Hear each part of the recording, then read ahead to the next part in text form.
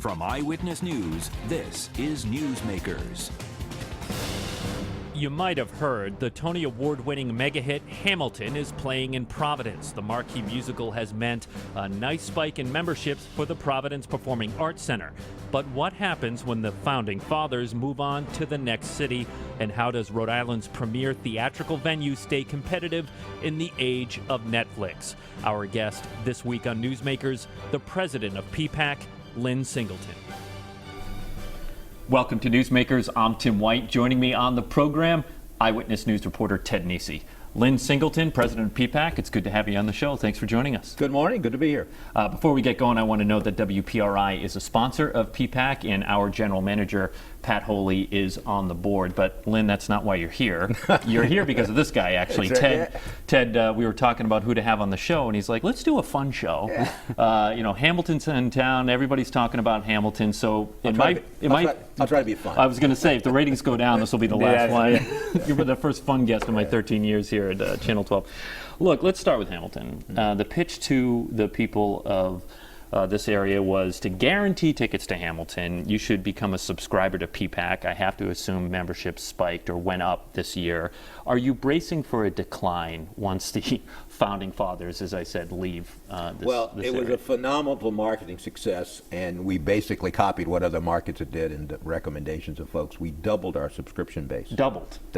So we went from 9,000 to nearly 18,000. Is that the highest you've ever had? Oh, ever. The highest were in the Phantom Saigon days in the mid to late 90s, which was about 12,000. Wow. It's one of the highest subscription bases for a one-week market in the country. That's how strong that is. And what happens is it raises all the boats with it. The bands visit and the other shows, which people come to see shows that they normally wouldn't. And we're gonna have some natural attrition, but it won't be that dramatic for a lot of reasons. The caliber of product we have. The Broadway runway right now is as good as I've ever seen it, and I've been in the Broadway business since 1984. Explain to people what Broadway runway is. The show's coming out of New York. Yeah. Usually you'd have this one anchor show, and that'd be what the Cats or Phantom or Saigon. But now, what's coming out of New York? Like next year, we've got one of the strongest shows on the road, Dear Evan Hansen. The show, the 9/11 musical, Come From Away. We're opening the national tour of Jimmy Buffett's Margaritaville. We've got Aladdin from Disney. Then even beyond that, the following year, we've already announced this, so I'm not scooping ourselves.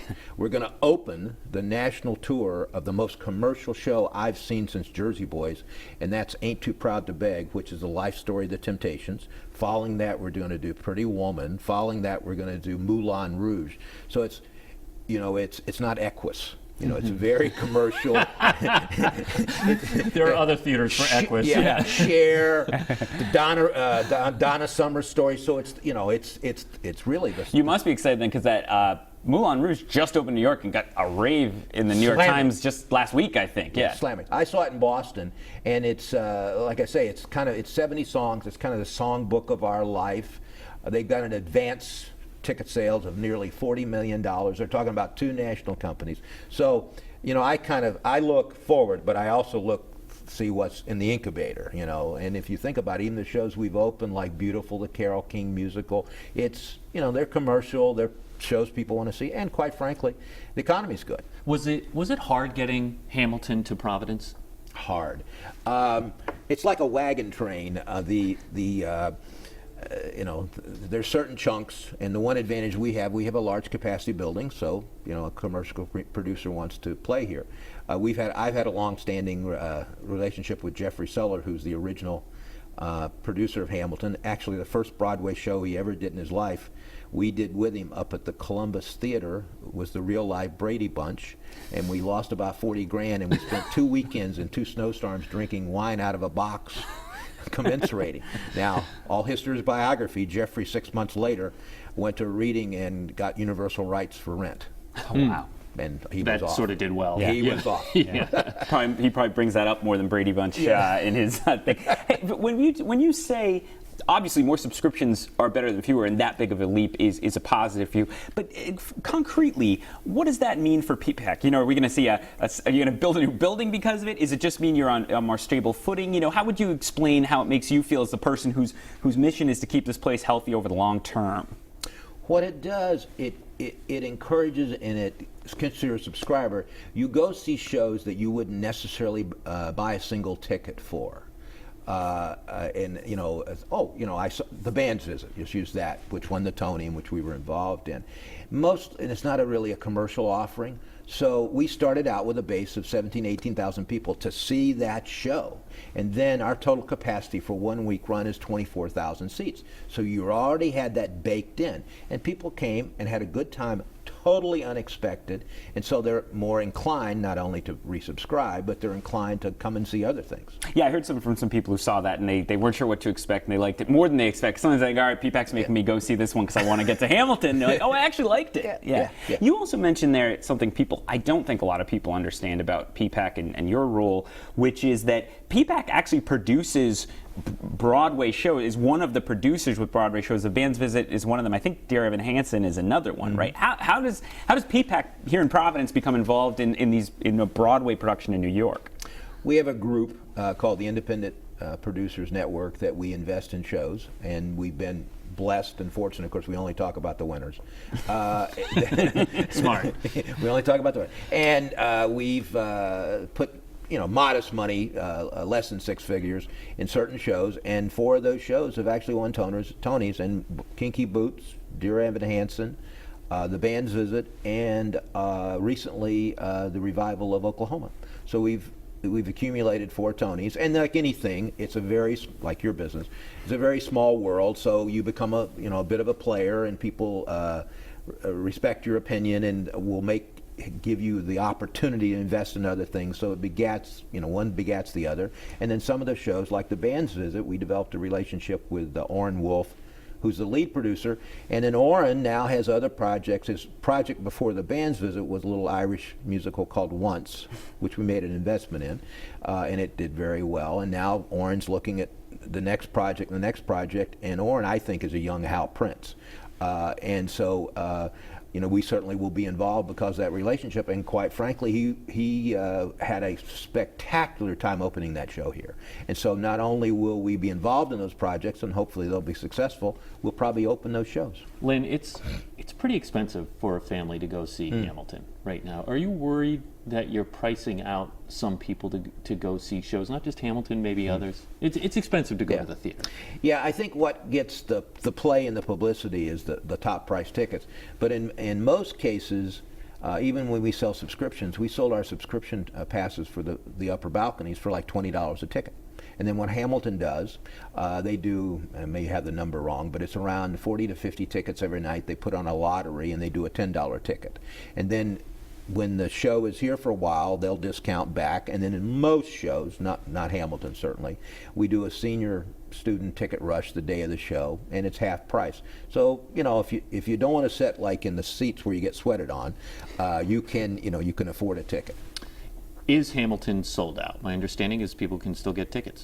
We have limited availability, and that's based on the company will hold seats for the company in case somebody's relative or friend from New York wants to come and see the show, and we release those. But I simply advise people to go on the website rather than call me at ppacri.org or call the box office.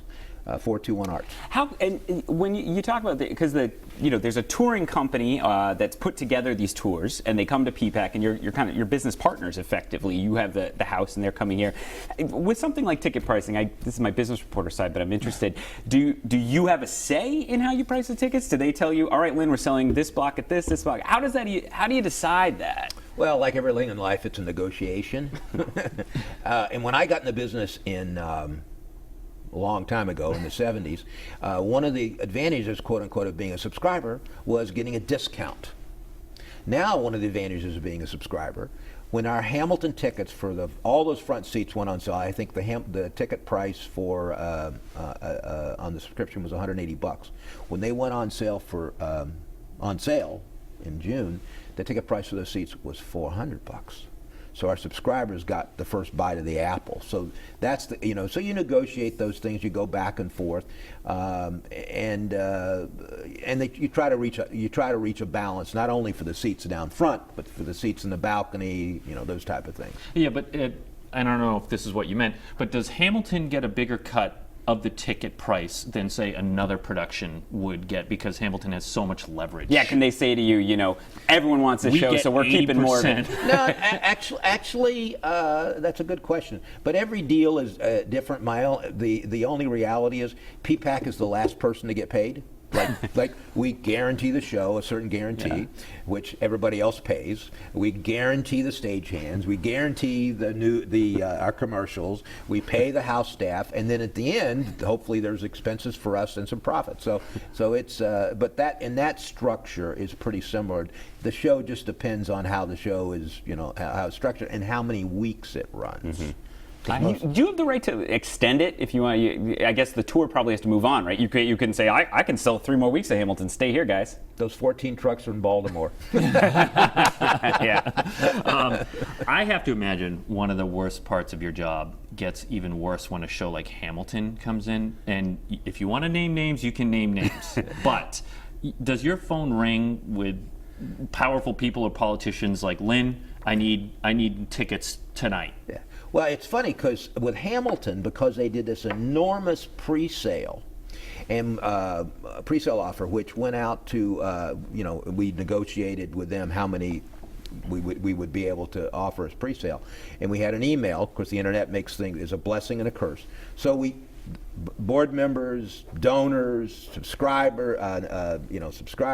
So all those people who are kind of in the family got the opportunity to buy tickets on a pre-sale. So that blunted a lot of that. Now, at the last minute, things happen. Yeah, it still happens. So you just, it's situational. You deal with it. But it really hasn't been.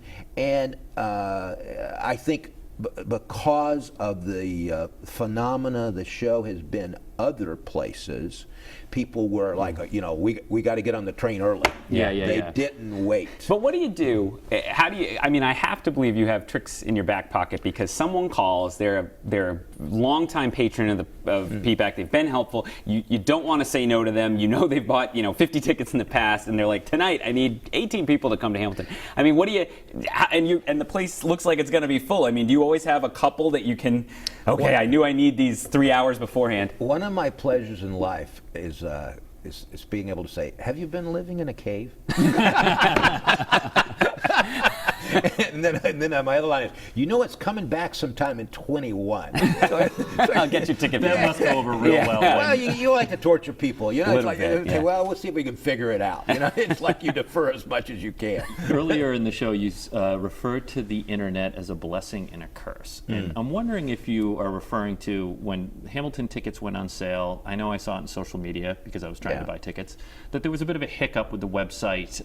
People waiting in line, they lost their place. And when I say in line, I mean the virtual line. What happened that day? The way the structure was, and I thought we handled it very well, but as I told my box office at the time, let's not let perfect get in the way of good. There was this virtual waiting room, right. and the virtual waiting room at the beginning for 18 minutes crashed. So we rolled up our sleeves and went at it. Fortunately, everybody that was trying to get tickets that day got seats. It took us. This is the amazing thing about the internet. We sold 40,000 tickets in 2 hours. Wow. You would never. I came out of the rock and roll business in the 60s. That's a great thing, but we staffed it where we did, I don't know if you came down to the theater, we did what I called Southwest without the plane. We had groups of 50s, we had a little thing we rolled around, and you're 50 through 100 is first group, and these people sat over here, and we pushed them through. We had 15 terminals, but we pumped out a lot of tickets. I mean, that's a lot of tickets in 2 hours. Now, we have to go to a break, but when we talk, we've been talking a lot about the business because we're interested in it. Does this make you more optimistic looking ahead for PPAC and for live theater in general to see this level of? I mean, Hamilton blew past theater geeks and Broadway to become just a regular pop culture phenomenon, I'd say. Because Tim said at the top, Netflix. People have so many entertainment options now, and you're still trying to get them to leave their house, put on maybe pants, and come down and come to the theater. I think the thing that makes me optimistic, and I even discovered this last week, which was the subscriber week, was all the young people were there. And really one of the phenomena that makes this show such a battleship, a dreadnought, is that those 3,000 people they leave that theater, and before they take pictures of the logo and the marquee and signage, and because this is really the first mega musical in the age of social media, total social media. So what do? What do those 3,000 people do? They take pictures of all, and when they get out of that theater, they're pumped. It's like, and they post that. Instant advertising. Oh, it's like, boom, they just post it everywhere. You couldn't buy it. Oh, yeah. And you can't, and every night I see 3,000, because, initially we had some releases for the third week of the show, so I said to the company, do we need to, they said, oh no, it'll take care of itself. And sure enough, that first week, when those young kids and millennials and whatever age bracket you talk about it, they would post that. And it's families coming to the show. You're bringing your family. We got to take a break. Our guest this week is Lynn Singleton. He's the president of the Providence Performing Arts Center. When we come back, a guy named Buddy Cianci and how he helped the theater. Stay with us. You're watching Newsmakers. Lynn, before we get into, I want to ask you about Buddy Cianci, but one question I had left over from the first half. Ticket scams are such a problem, or concerns are such a problem for this show, for Hamilton, that the Attorney General had to be publicly proactive with this show, warning people about it. I got to ask you, do you have people that show up to PPAC with a ticket in hand, and you got to tell them, "Oof, you got a bum set of tickets there"? Yeah, it's a constant problem and a curse of our business because, like I always say, the internet's a blessing and a curse.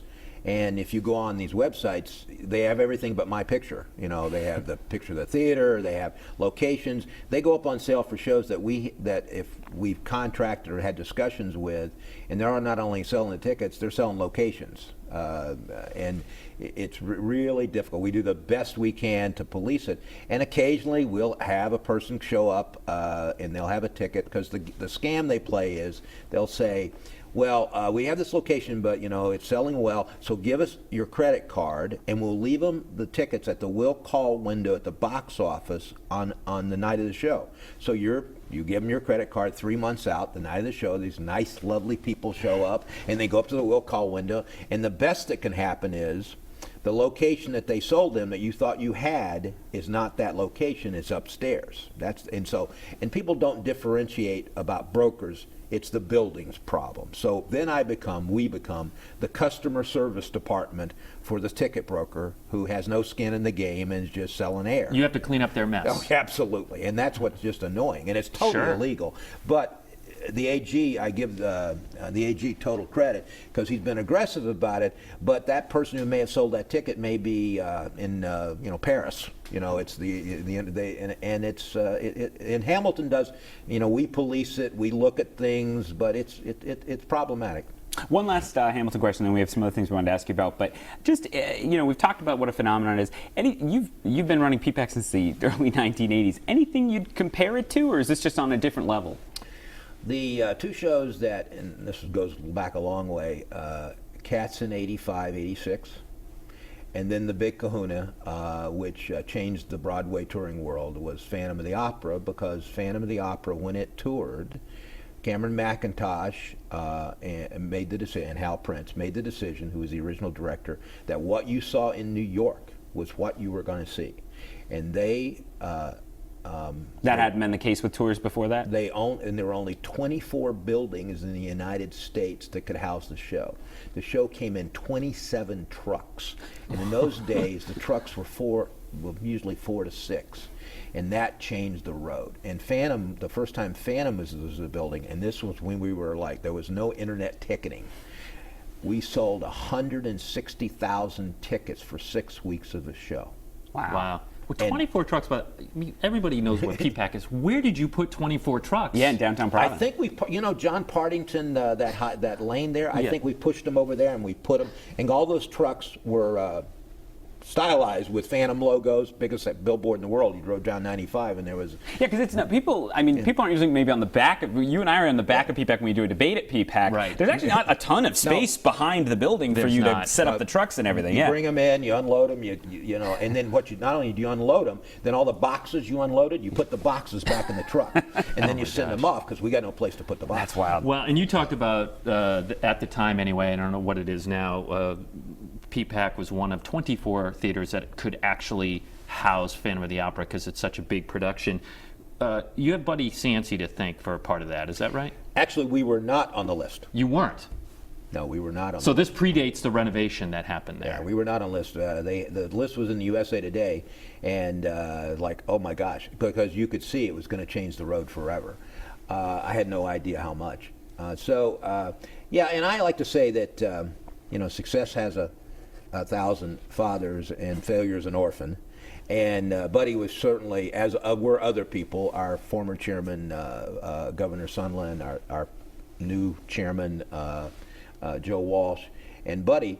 And the good thing about Buddy, of course, Buddy was Buddy, is you have a board, and it all seems like, oh well, that was a no-brainer.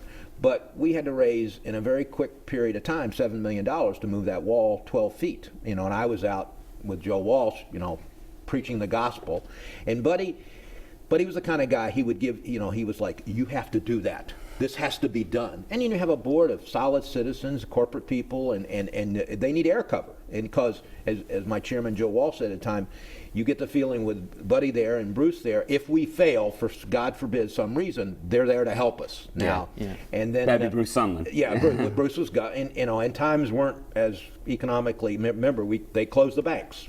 So yeah. So Buddy gave us air, and Buddy was a great cheerleader, and we did with Phantom. We did 160,000 people. I think it was 60 performers or something like that.